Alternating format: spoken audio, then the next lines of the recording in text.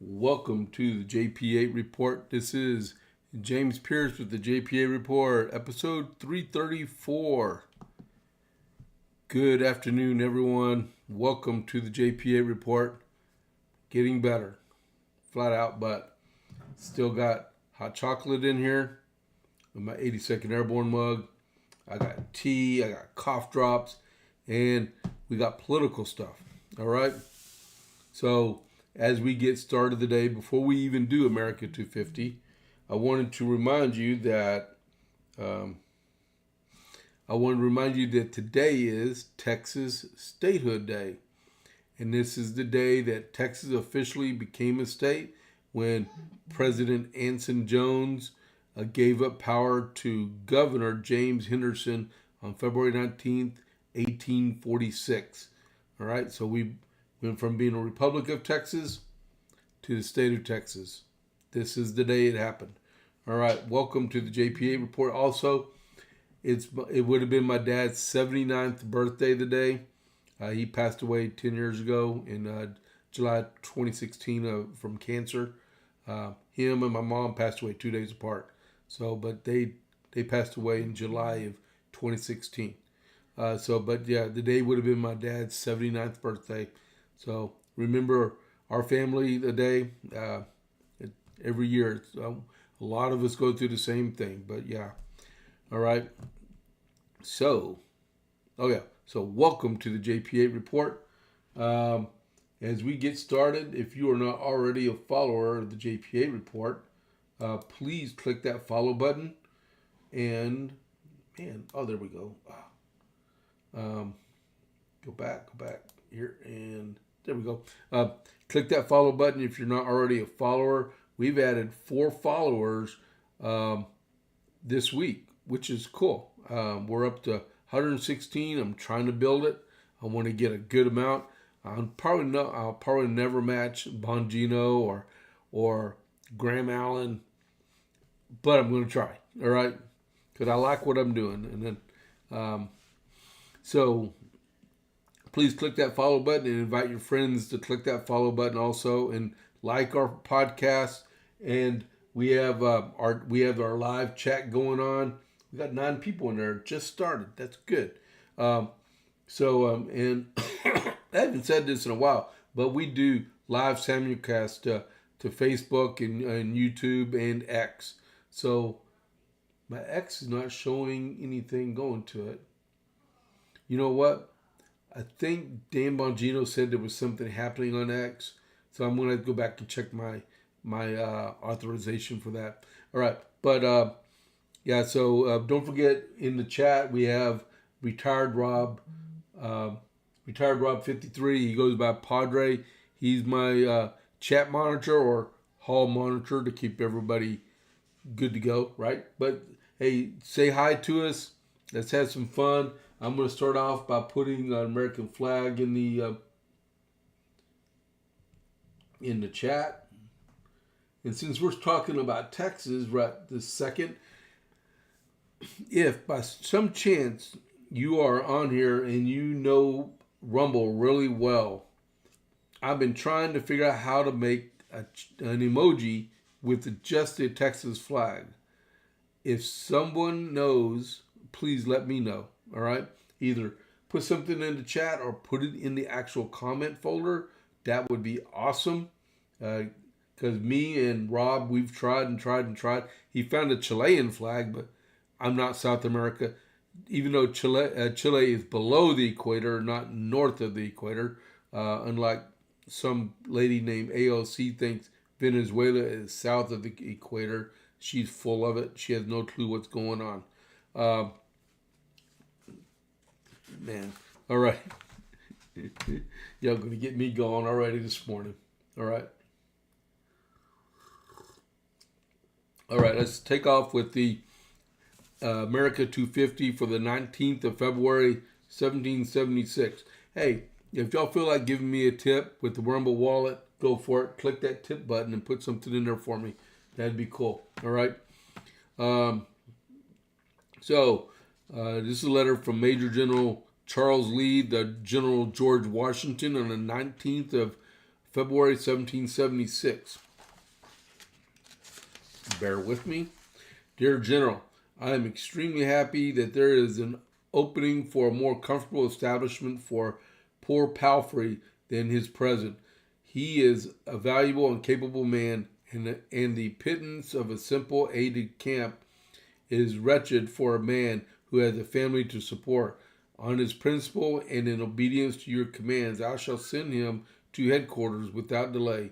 I must at the same time confess that the loss will be irreparable to me, particularly if I am detached to Canada, of which there is the greatest probability, as I have received letters from divers members of Congress expressing their wishes that I should be employed in that department.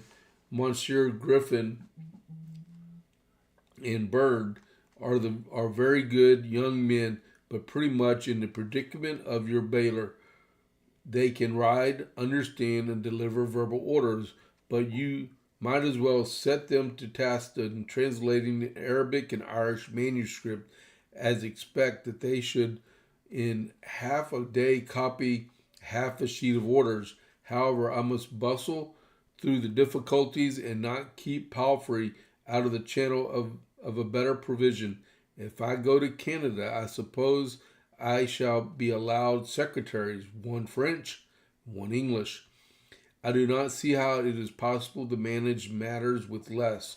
A proposal, my dear General, if I find this to be my province, shall you take it ill if I apply for one of my two brigadiers, either Green or Sullivan?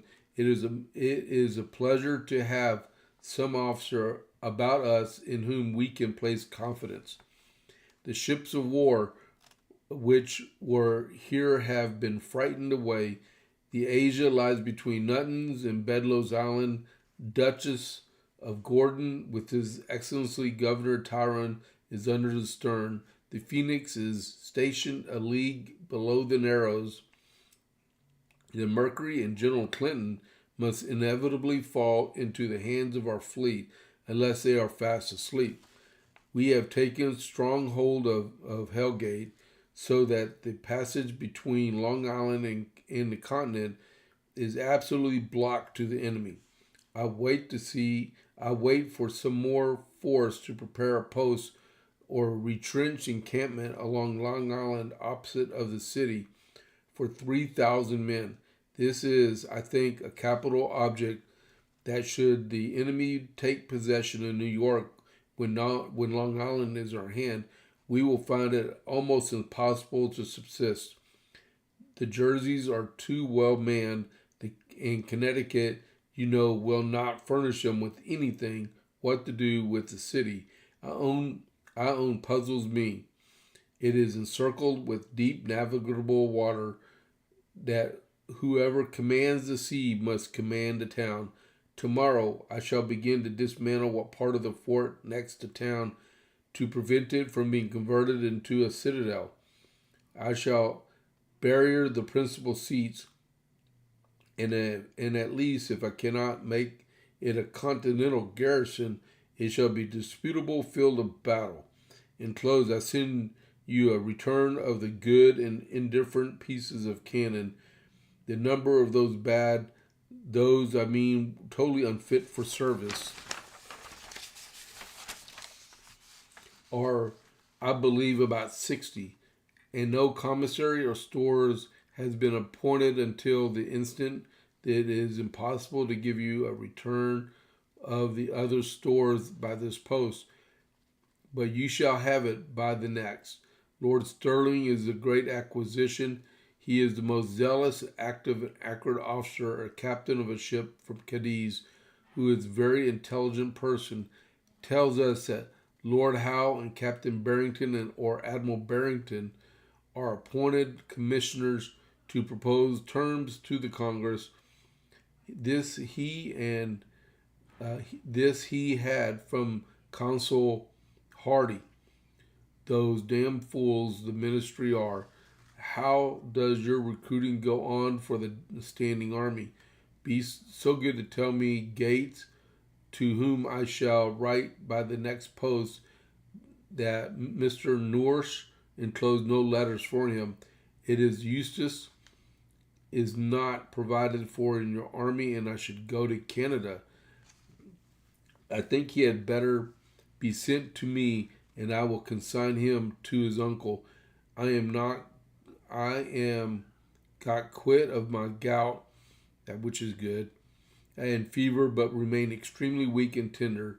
God preserve you, my dear general, from all disorders, and at least until we have trampled the Satan under our feet. My love to Mrs. Washington and all the ladies. Adieu, yours most faithfully, Major General Charles Lee. Oh my goodness, these guys write some awesome letters and stuff. I like that one. Until we have trampled Satan under our feet. I bet that's King George III he's referring to. But that was really good. All right.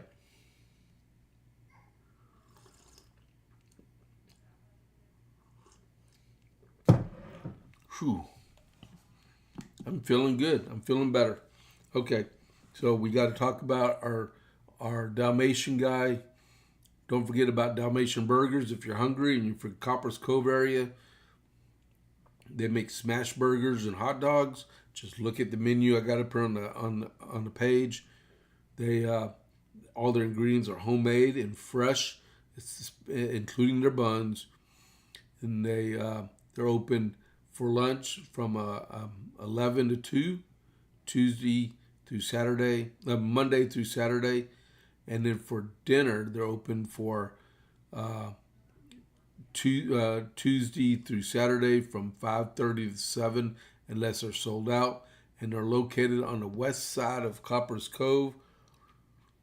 On the west side of Copper's Cove, behind Bush's Chicken at the back of the shopping center. Give them a try. So if you're in the Metro Clean area and you want a good burger to go pick up and eat, go for it. Okay, check them out. All right, so we're making progress. I'm feeling better, which is awesome.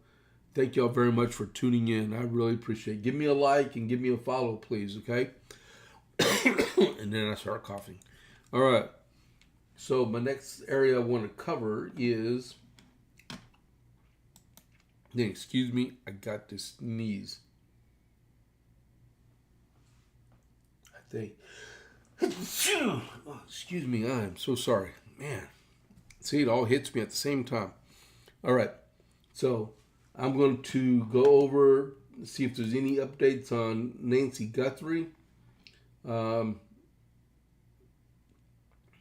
41 minutes ago, I'm going to put her missing person report back up so you can take a look and see if you recognize the evil guy on the right.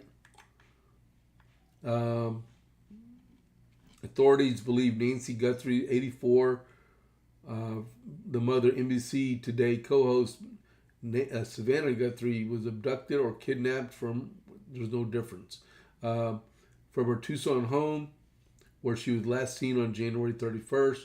Fox News created an up-to-date timeline of her confirmed disappearance.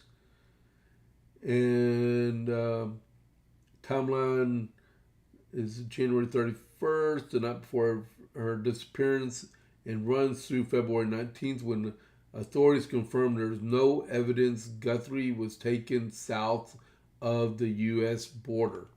Okay? So we'll go back on me. Okay.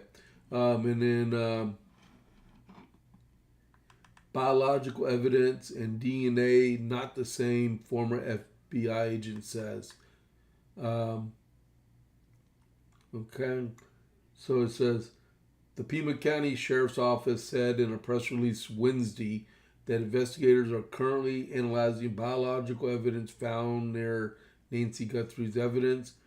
DNA profiles found at the home on a glove discovered roughly 2 miles from Guthrie's address are concurrently undergoing genealogy testing after the samples failed to reach a match. You know, my daughter is going to have a degree in genetics on April 11th, and I told her this morning, and I said, you know, the FBI hires geneticists, right? And she said, yes, I know. Hopefully she remembers that, because that would be a good field to be in. And they're checking IPs for search terms that were put into computers about her address, about her daughter's wages, stuff like that. And one of the searches was on January 11th. And then anything else? Investigators, it said 3 hours ago, investigators have not ruled out accomplice possibly in Nancy Guthrie case. I would suggest it was an accomplice, because there's no way he could carry a live female out of a residence all the way to a vehicle, which is about at least 50 yards away. There's no way he could do that early in the morning, pitch black outside. There's no way. Okay, so New York Post.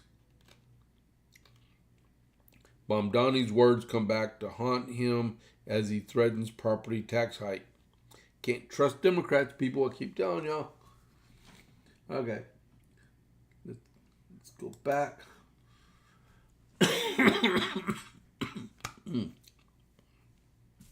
All right. So that's one thing I printed that off and I already told y'all. Internet users search for Nancy Guthrie's address and daughter's salary before today's host's mother vanished. Okay, I already talked about this, so we already have a grasp. It's amazing they can do that and go back in time and tell you when there were search terms. That makes you wonder about privacy in our country. I know right now we are turning up everything, trying to figure out where she is. But also, remember, Big Brother is always watching and listening to everything you do. And that's why we have the Fourth Amendment in our country against illegal search and seizure. So read those terms of agreement, terms of service. You read before you do stuff. And you could opt out of a whole lot of this where they can't even track or use a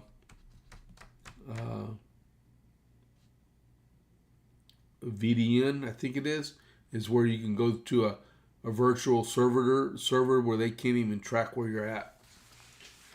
And I bet in certain circumstances they can still track you. All right, so give me a second here.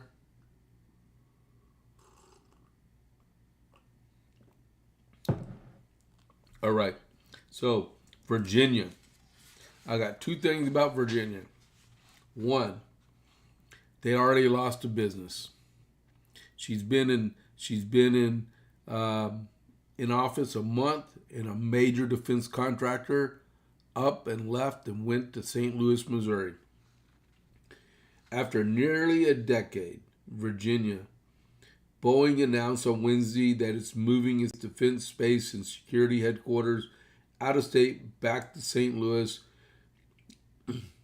This comes just weeks after a new, it says Democrat Governor Abigail Spanberger, but she is the Secretary General, replacing Republican Governor Glenn Youngkin. In a Wednesday statement, Boeing said its decision to move its defense headquarters to St. Louis emphasizes the company's leadership commitment to being present and engaged with teammates who are designing, producing, and delivering vital defense and space products and capabilities for customers in the U.S. and around the world.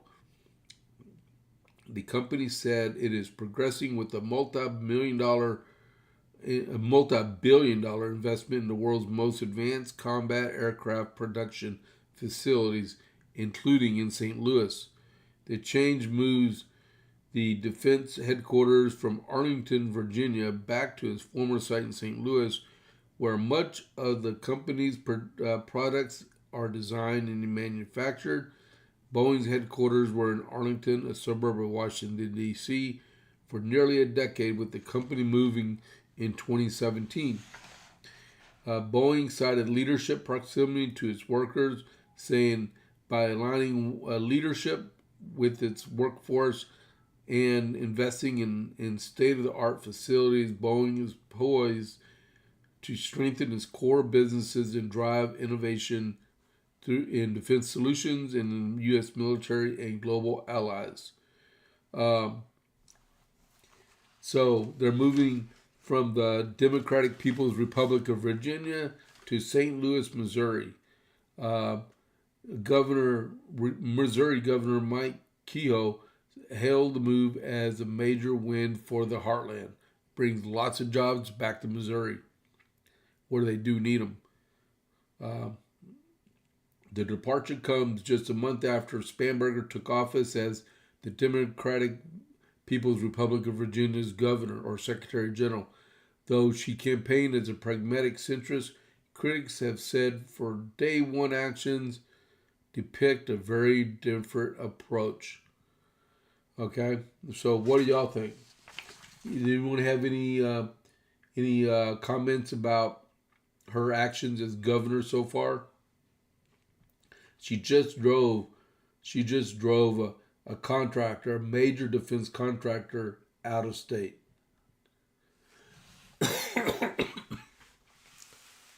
Oh, man. Okay, hold on just a second here.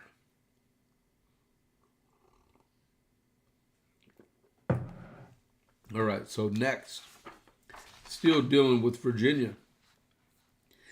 The Republican National Committee and two GOP members of Congress sued Virginia, or the Democratic People's Republic of Virginia, election officials Wednesday in an effort to block Democrats' push to redraw the state's congressional maps, arguing a proposed constitutional amendment and upcoming special election violates Virginia's constitution. In a 48-page complaint filed in Tazewell County Circuit Court, the RNC, the National Republican Congressional Committee, and Representative Ben Klein and Morgan Griffith of Virginia contend that the legislation passed by the Democratic-controlled General Assembly would allow lawmakers to temporarily take over congressional redistricting from the state's voter-approved independent commission. The lawsuit challenges House Bill 1384, which sets a special election on April 21st for voters to decide whether to amend the Virginia Constitution to allow the General Assembly to temporarily redraw the state's congressional districts to restore fairness in upcoming elections. Early voting is scheduled to start March 6th. The plaintiffs argue the measure was not properly adopted by two separate. The plaintiffs argued the measure was not properly adopted by two separate general assemblies with the intervening election, as required by Article 7 of the Virginia Constitution. That says a lot. Wow. The Republicans also allege that the ballot language is misleading and that holding a special election less than 90 days after the amendment's final passage violates the constitutional timing requirements. The suit asked the court to block state officials from conducting the special election, transmitting ballots, or submitting the proposed amendment to voters on the grounds that it simply fails to comply with the state constitution's amendment process. Virginia Democrats' redistricting push comes as other blue states have pursued mid-decade changes in response to Republican-led states, including Texas, ahead of the midterm.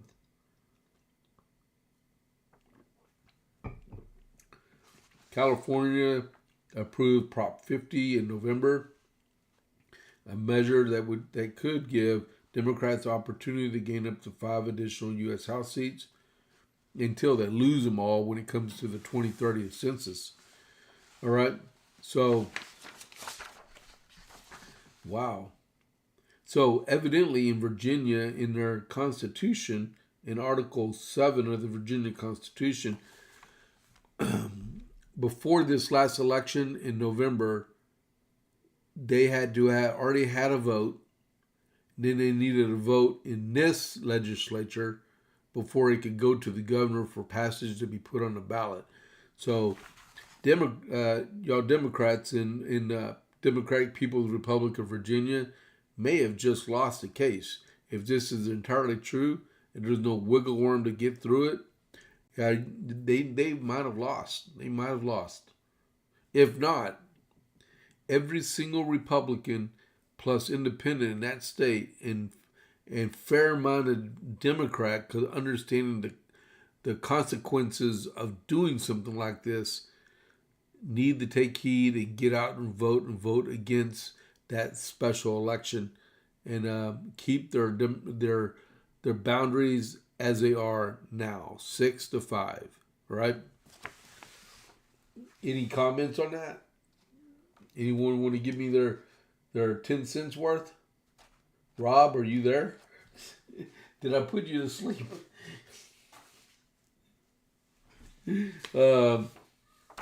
Okay, so we're doing good on time here, guys.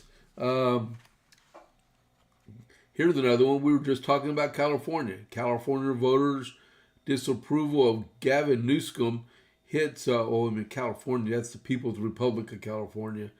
Voters' disapproval, Gavin Newsom's hits highest level since 2024. But before I get into that, there's this one other thing. There's a poll that was just issued, I think it came out yesterday. Both Republicans, Mr. Hilton, that'd be Steve Hilton and Chad Bianco, leading all Democrats in the California governor's race. That is astounding. That I know it's still early. I think their primary is in June, but at this point, that is a very good indicator for Republicans in California. Remember, the top two people in the primary, because they do this stupid thing called a jungle primary, but the top two candidates in there, and if they're both Republican, that means it's guaranteed they're going to be a Republican, become governor. Okay. But then Governor Newscom's highest level of disapproval from 2024. More voters are now unhappy with Governor Gavin Newscom than any point since 2024, according to a new poll. Emerson College found that 45% disapprove of the governor's job performance, the highest number since October 2024, and a 6-point increase from December 2025. That was only 3 months ago. Wow. Man, I guess he needs to go back to California to stay off the international stage. Among 1,000 registered voters, Newscom had a 44%, a 3-point drop from December, the poll found. In October 2024, the governor's disapproval rating stood at just 43%.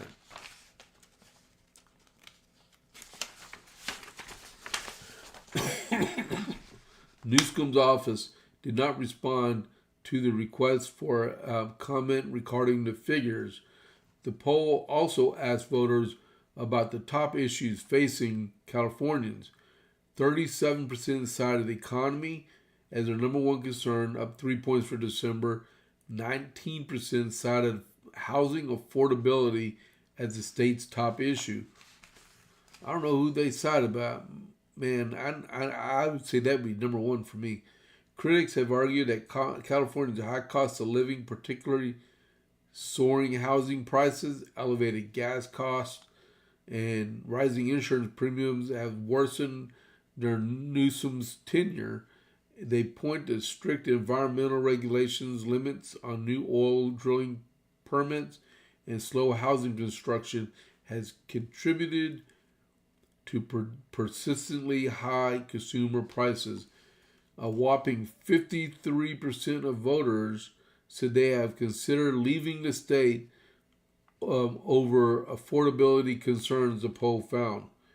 And business groups have also raised concerns about regulatory hurdles and taxation. You know, I have an article here deep down in here. It says, Bamdani is the real estate agent of the year for New York City. Well, I think Governor Newscum is the U-Haul agent of the year for the state of California, or maybe even for the nation, with the people leaving California for Texas and Florida, because you can't afford to live in the state of Florida, or the People's Republic of California is what I meant to say, right? And they sure aren't moving to Virginia, because they're about to wallop that state with some serious taxes. And they are in New York City also. Oh, thanks, Rob, for chiming in. And then I'm sure y'all heard about the other day with Stephen Colbert, the Canadian guy that lives in the United States now, that he was upset because of James Talirico's interview couldn't be shown on CBS because they said the FCC told them the fairness doctrine prevented them from showing it. There's more to it than that. Hold on just a second here.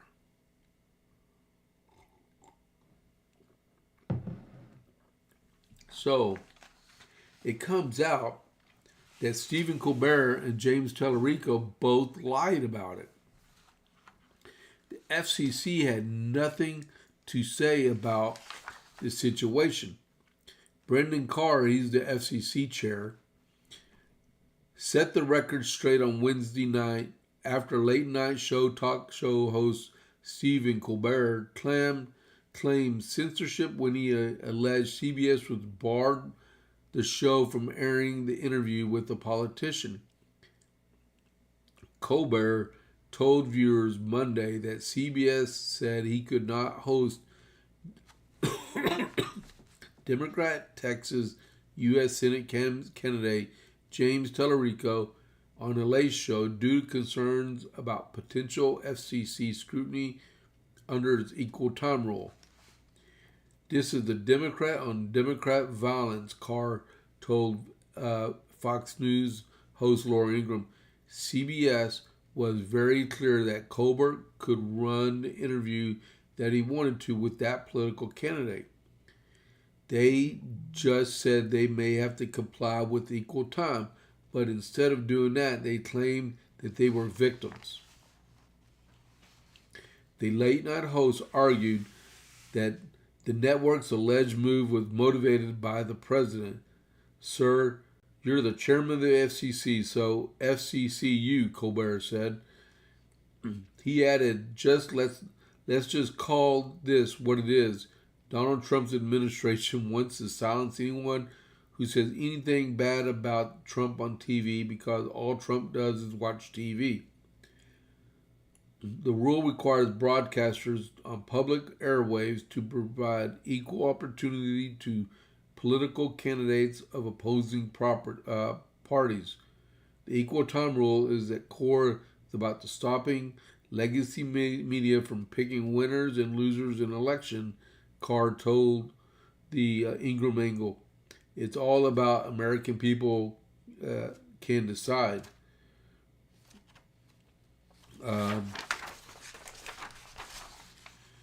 Carr argued that the situation was a move to get more attention to Talirico. The outcome of equal time rule was designed to prevent. This was all about the political candidate trying to get attention and clicks. The news media ran with it like lemmings, the FCC chair said. They ate it all up. CBS responded to Colbert's claim Tuesday, rebuking that the network barred Talirico's interview from airing. The Late Show was not prohibited by CBS from providing the interview with James Talirico. The show was provided legal guidance from the broadcast that the broadcast could trigger FCC equal time for two other candidates, including Jasmine Crockett, and presented options on how the equal time for the other candidates could be fulfilled. The statement continued. Carr vowed that to continue administrating the FCC in accordance with existing laws, including the equal time rule. Perhaps Corbett and the establishment Democrats want to put the thumb on the scale in this Democrat primary for one candidate over another. I don't know. You'll have to ask them. But we're going to enforce the law and hold broadcasters accountable, he said. Now, there's more to it than just that. So it came out that Talirico used that incident for his campaign and raised about $2.5 million. Okay, this is because the Democrats would rather us face Talirico than face Jasmine Crockett. We all know Jasmine Crockett is a crippled candidate, and she can't win. She can't win against John Cornyn. She can't win against Wesley Hunt, and she can't win against Ken Paxton. And I tell you what, James Talirico thinks he could get a leg up and defeat any of those three. He's just as flawed as any of the Republicans he say are flawed. He has the same skeletons in his closet. He's disruptive. He fled Texas last summer to prevent our special session voting when it came to like redistricting. But he raised $2.5 million for his campaign over this little stunt he pulled with Stephen Colbert to help push him over the edge so he could try to beat Mrs. Crockett. Sorry about that.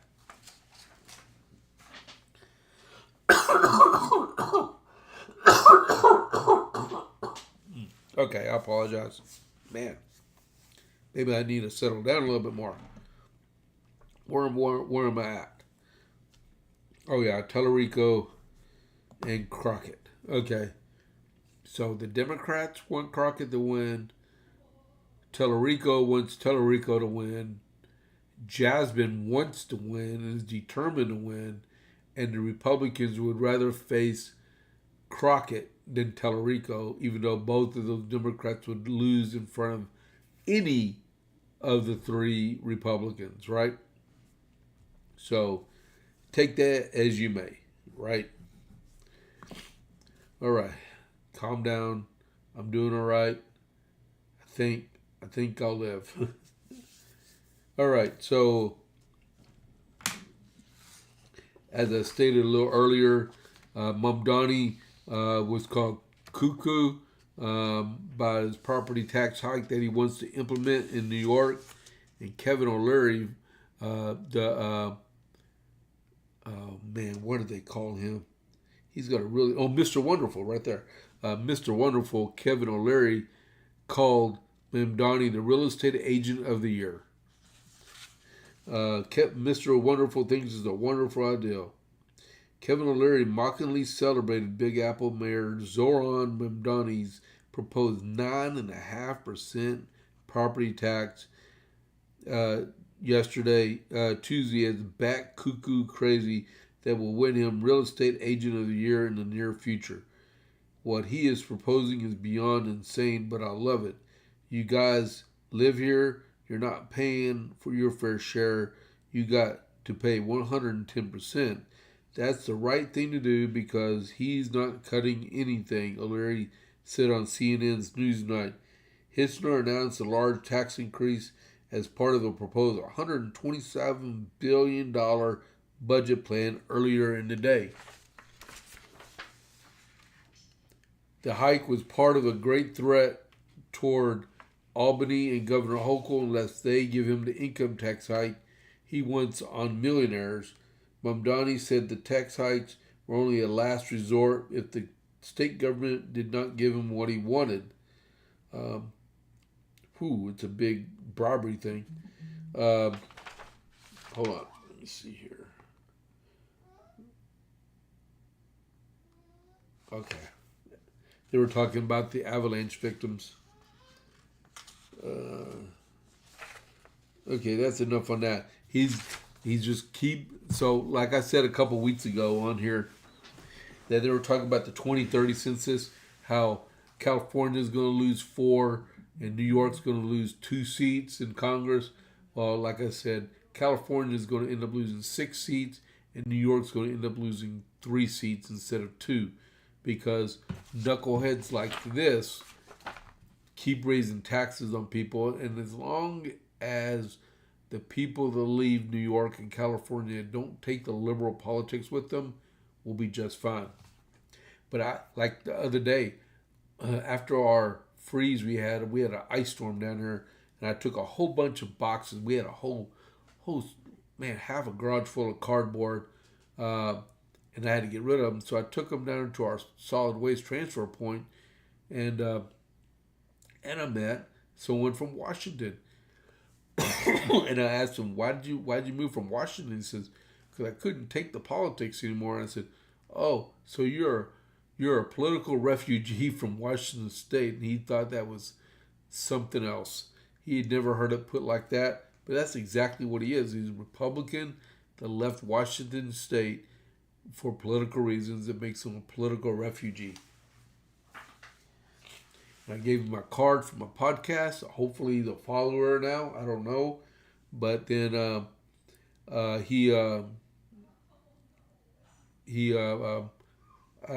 I told him about some congressional candidates. So hopefully I made a friend. Let's see. So we got that there. We're running out of time already. We're already at 12:42. So I wanted to show y'all some stuff. We have some props that are on the Texas ballot. Okay, and I'm going to be toggling back and forth through these, okay? So these are the Republican ballots from the State Republican Executive Committee, right? And like I said, I like props 2 through 10 as yeses. I'm going to vote no on prop 1 because it deals with property tax. But we need a better plan on how to fund our local governments before we eliminate property tax, right? Everything else is good. All right. So the next one I'm going to show you is, this is the ballot from my district. I marked it up because someone wanted some recommendations on who to vote for. So you're going to see who I'm going to go vote tomorrow. So you get an idea who I'm voting for, right? Governor for U.S. Senate, I'm voting Hunt. Then Raymond Hamden for Congress. And then Greg Abbott for governor. Dan Patrick, I'm voting for lieutenant governor. Aaron Reitz. Christy Craddock. Sid Miller. Beau French for Railroad Commission, Allison Fox, John Messenger, and then for Coryell County, I'm voting for county judge is Rob Irwin, and then Becky Moore for district clerk, okay, and then you see what we've been talking about with all the props, right? The propositions. Prop 1, I voted no. I'm going to vote no. And then yes for everything else. Now, watch this. This is the Democrats from my precinct, where I'm a precinct chair at. All right? See over here, you got Talirico and you got Crockett for U.S. Senate. And then you got these people, all these knuckleheads, right? Over here is their props. They got 13 props they want to recommend, right? Prop 1, Texas should expand Medicaid and ensure access to affordable health care for all. That would mean illegal aliens too. Prop 2 is Texas should support humane and dignified immigration policies and pathways to citizenship. That's amnesty for illegal aliens. They can't get over this stuff. Prop 3. Texas should have the right to make their own health care decisions, including reproductive rights. They want to put abortion back on the books. Prop 4. Texas should address the state's housing crisis and affordability and excess in both urban and rural communities. And this is their planned communities concept. They want every subdivision to have duplexes, single homes, and then they want to have apartment complexes in every single subdivision. Prop 5. Texas should fund all public schools at the same per pupil rate as the national average, which is going to raise the cost of education even higher. Secure online voter registration should be accessible to all Texas residents. That means you can't do that. You really can't, because you're just opening it up to fraud. Prop 7. Texas should have a clean and healthy environment that includes water, air, and biodiversity. Texas must preserve the state's natural, cultural, scenic, and recreational sources. I don't know what they mean by that one, but it sounds good. But, the devil's in the details, right? Texas should legalize cannabis for adults and automatically expunge criminal records for past low-level cannabis offenses. Sure. Prop 9. Texas should raise salaries to at least the national average and should provide a cost of living increase based on the National Consumer Price Index every 2 years to current retired school and state employees. I tell you what, here in Coryell County, our teachers make a lot of money. They make more than city employees, and to give them a pay raise every 2 years like that is crazy. Prop 10. Texas should ban racially motivated redistricting, ban mid-decade redistricting, and create a nonpartisan redistricting board to redraw the lines every 10 years. You're out of your cotton-picking mind, man. The working class should be eligible for greater federal income tax relief, and their tax burden should be shifted to the wealthiest. The wealthiest pay over half of the income tax to the federal government. We don't have an income tax here in Texas. Prop 12. Texas should expand public transportation opportunities in rural and urban communities so residents can get to the workplace, schools, and healthcare. All right, Prop 13. Texas should prevent individuals with a history of domestic abuse from purchasing firearms by implementing red flag laws. If they have a history of domestic abuse, they need to be convicted before they can lose a right to own a weapon. You have to have a conviction, not an alleged. You're innocent until proven guilty in our country. All right. All right. So that was a lot. I mean, hey Rob, did you see all that while ago? What I put out?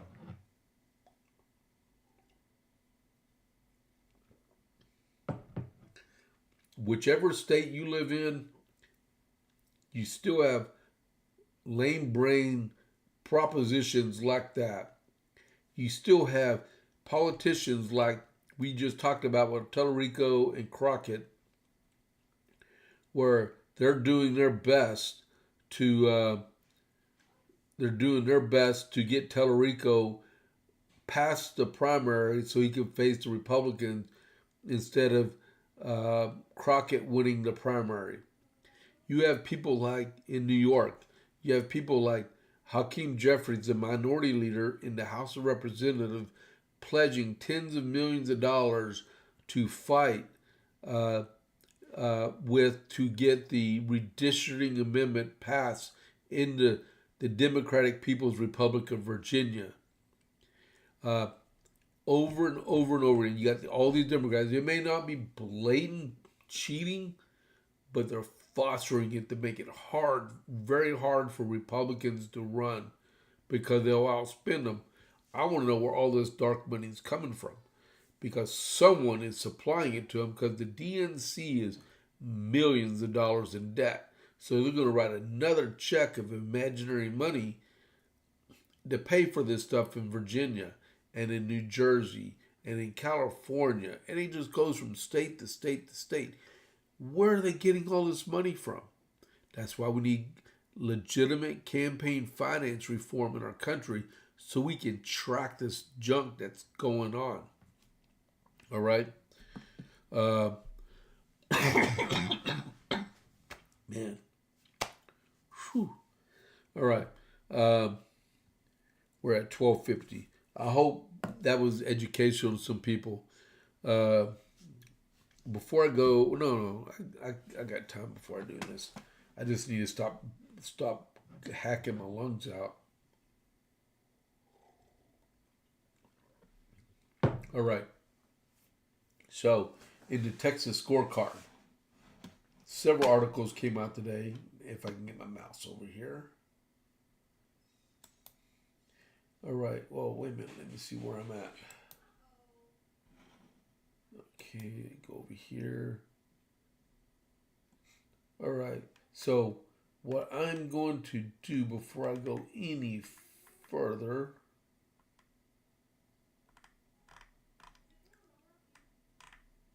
I'm going to talk about Rumble Wallet. Okay, guys, give me a second here. Nope, I dropped off. I tried. All right. Well, let me go over to the Texas scorecard. All right. So Texas sues firm accused of selling Chinese Communist Party linked Trojan horse drones. All right. So what that means is Attorney General Ken Paxton has filed a second lawsuit this week targeting companies he says are tied to a second lawsuit this week targeting companies he says are tied to the Chinese Communist Party, this time accusing a drone manufacturer of deceptively marketing products that allegedly pose national security risks to Texans.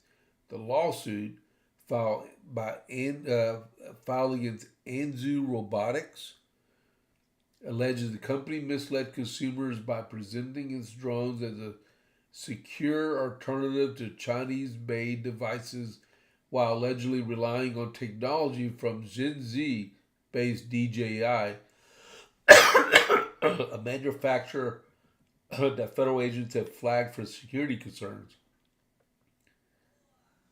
So Anzu makes drones that are advertised as secure alternative to Chinese-made devices, but they use Chinese-made hardware inside these American assembled devices. You know, we better take a lot of money from them.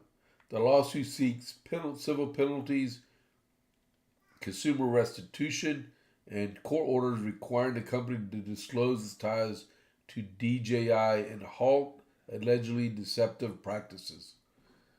All right. Then the next one, Dallas Hospital accused of providing illegal sex rejecting interventions in minors. Attorney General Ken Paxton is suing a Dallas Children's Hospital and a pediatric gynecologist alleging they legally provided puberty blockers and cross-sex hormones to minors to facilitate gender transitions and then defrauded Medicaid to cover the cost. They should, as a result, they should lose all Medicare and Medicaid privileges totally, and they need to be fined a lot and then probably even go to jail. Dr. Jason Jaron, the defendant in the lawsuit, is both a practicing pediatric gynecologist at the Children's Medical Center of Dallas and associate professor at UT Southwestern Medical Center with a clinical focus on minimally invasive surgery and pediatric adolescent gynecology. Whoa. In the lawsuit, Paxton highlights that Dr. Jaron has a long history advocating for gender mutilation of children and has also researched, written articles, and presented on the topic. Jaron also openly acknowledged that long-term data is still lacking in the medical care of individuals with genital dysphoria. Just ask the spray of illegal shootings been going on across our country as a little bit of a data they could use in that. The lawsuit alleges Jaron prescribed and administered cross-sex hormones and puberty blockers to 12 children ranging from 13 to 17 years old who were patients at Children's Medical Center. The lawsuit lays out that this violates the Texas Health and Safety Code, which prohibits physicians from knowingly providing medication to or conducting surgeries on children for the purpose of transitioning a child's biological sex as determined by the sex organs, chromosomes, or endogenous profiles of the child. A patient's sex was also allegedly changed on claims made by Jaron and the hospital and did not reflect on the patient's biological sex. So there were all kinds of illegal stuff. So a total of $1 million is being sought in the case, including civil penalties against Children's Medical Center and Jaron.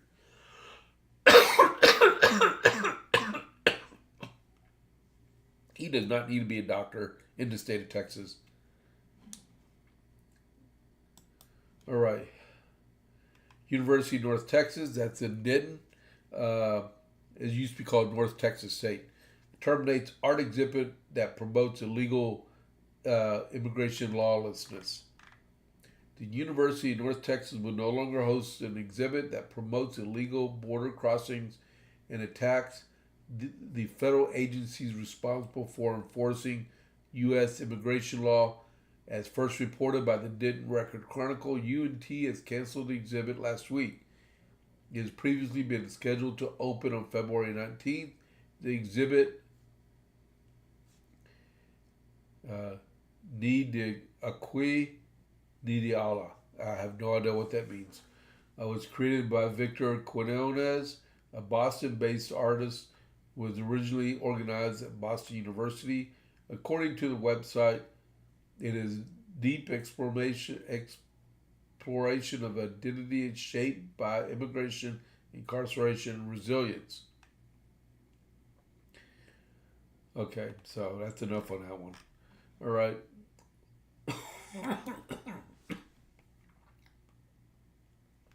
This is the one I want to talk to you about.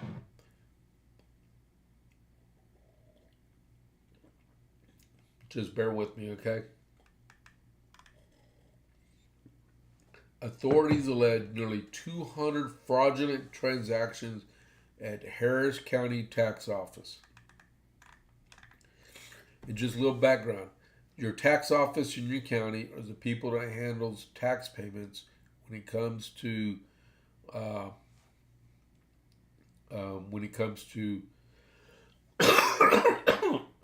property tax payments, okay? 2 former Harris County Tax Office employees and 2 local business owners are facing first-degree felony charges in connection with what authorities say was a coordinated vehicle registration fraud operation. They also handled tags for your vehicle, okay? Court filings allege the group worked together to process registrations and title transfers that bypass state safeguards by collecting bribes in exchange for pushing transactions through the system. Adriana De La Rosa, 43, of Bella's Multi-Services in South Houston, has been arrested. Oswaldo Oz Perez, he's 51, who is affiliated with the same business, remains wanted. Former tax office employees Sarah Ambria Anderson, 31, and Renisha Touche Wilkins, 35, were also charged. Both were dismissed from their positions in April 2024. Investigators allege that activity centered on the Scarsdale branch of the Harris County Tax Office, where nearly 200 questionable transactions were processed, according to reporting from KPRC-2. The employees allegedly accepted cash and gifts in exchange for overriding verification requirements tied to insurance coverage, emissions inspections, and residency. Some vehicles were allegedly coded as tax exempt, allowing customers to avoid paying required fees. Authorities further allege that Anderson charged approximately $300 per transaction and transported paperwork in a personal binder to avoid detection. Hold on, I need a cough drop. The case reportedly began after employees in another Texas county noticed Bella's Multi-Services promoting vehicle service registration stickers on TikTok and Facebook. Social media posts advertised expedited service and claimed inspections were not necessary.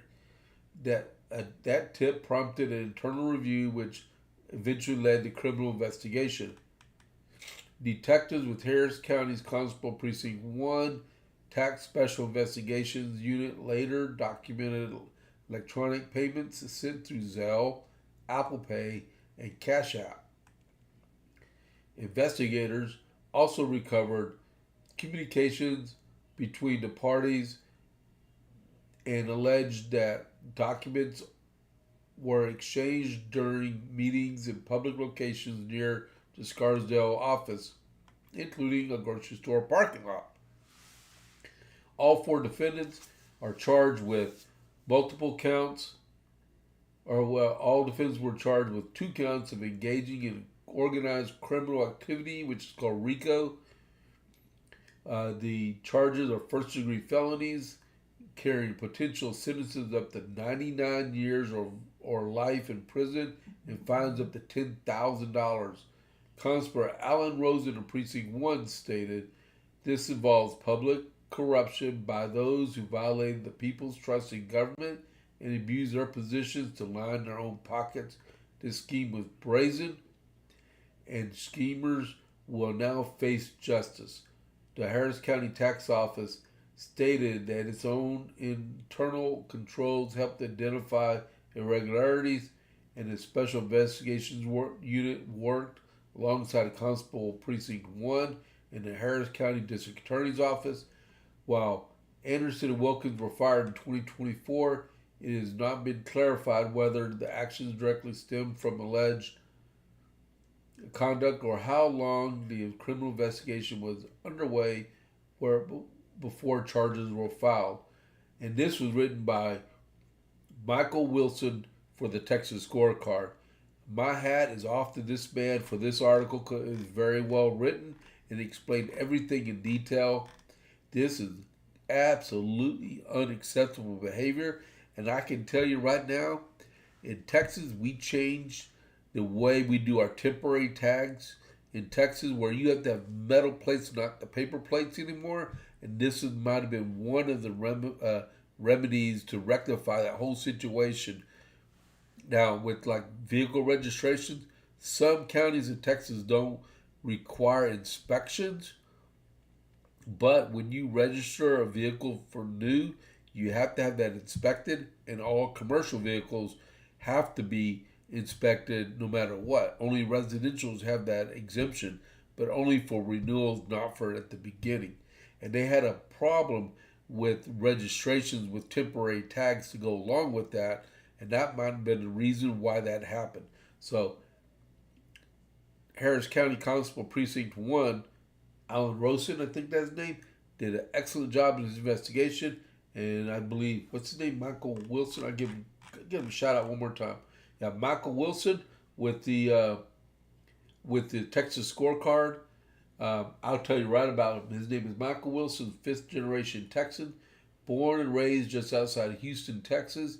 He's a devout Christian, as well as a husband and father of two beautiful children. He fights for Texas daily as a radio host on Patriot Talk 9:20 a.m. And you can find him on the which is X, I think it is, Sir Michael Will, and WILL. All right, that is a really good article, man. All right, so what time we got now? We're at 1:05. I am going to do a Rumble Wallet really quick. You know, I dropped one person off. Wow. Okay, I guess it's not in my cards to do an ad read today, huh? Okay, so that being said, where are we at? We're at 1:05. Let me tell you about the Lincoln Reagan dinner we have now. That's this coming Saturday, day after tomorrow. There's still a few tickets left. Actually got two more taken care of last night, so it gives us two closer to it being done. Lieutenant Governor Dan Patrick is going to be there. It's going to be 6 p.m. in Gatesville at the Texas Station Event Center. $60 a person or $100 a couple. Go to the QR code or go to my my show notes and click that link and you can buy your tickets, okay? Look forward to seeing y'all. So I am done. I think I'm at the limit of my voice. Oh, well, one more thing. I just got a flyer in the mail from one of our congressional candidates, Valentina Gomez. This girl is going and tearing up the entire congressional district, and she's showing up late for forums. She's posting signs where they shouldn't be posted at. Right here is her Nolanville post office box, which if you don't know, you can only use a post office box for filing for office or registering to vote if you have the express written permission of the TEC and your county tax assessor collector for security purposes, and they provide a workaround so that it's not just going there, that they actually know who you are and where you're located at. So she's wrong on that, and at least she has paid for Valentina for Congress on it. All right. So she's from Columbia. She just moved from Missouri. She lost a race for the Missouri Secretary of State's race, and then she moved to Texas and decided she wanted to be a member of Congress without being like the rest of us Texans and providing something back to our state to represent our citizens. All right. So I thought you might want to see it. And then another thing that happened here in Killeen, we have, I got more and more stuff I can talk about. In Killeen, we had three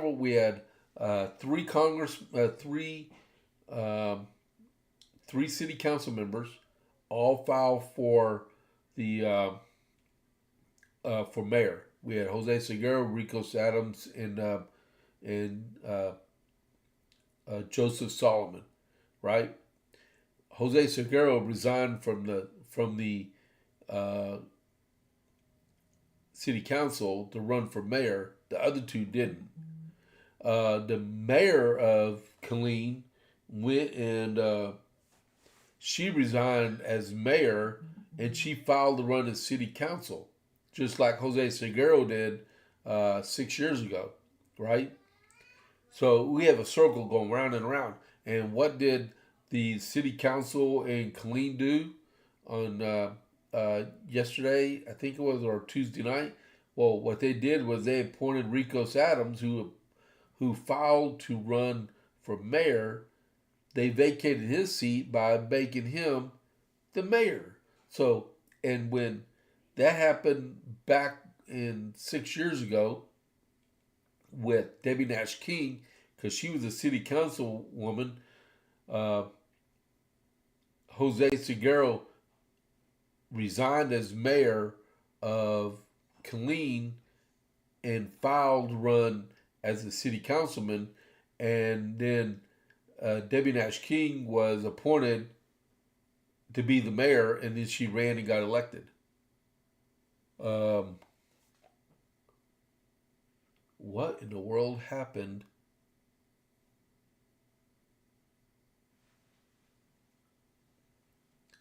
Am I off camera? Hold on just a second. Refresh.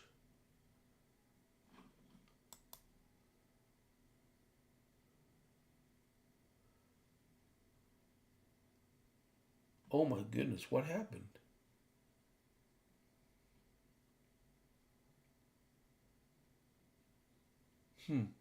Okay, so I guess I'm going to stop because I have no idea. I froze. And I have no idea when I froze at. All right, so I know y'all can probably hear me, but I'm sorry if I lost my OBS. I'm going to find out. So I will see y'all tomorrow morning with the with the morning brief at 6:30. Thank y'all very much for tuning in. I am out.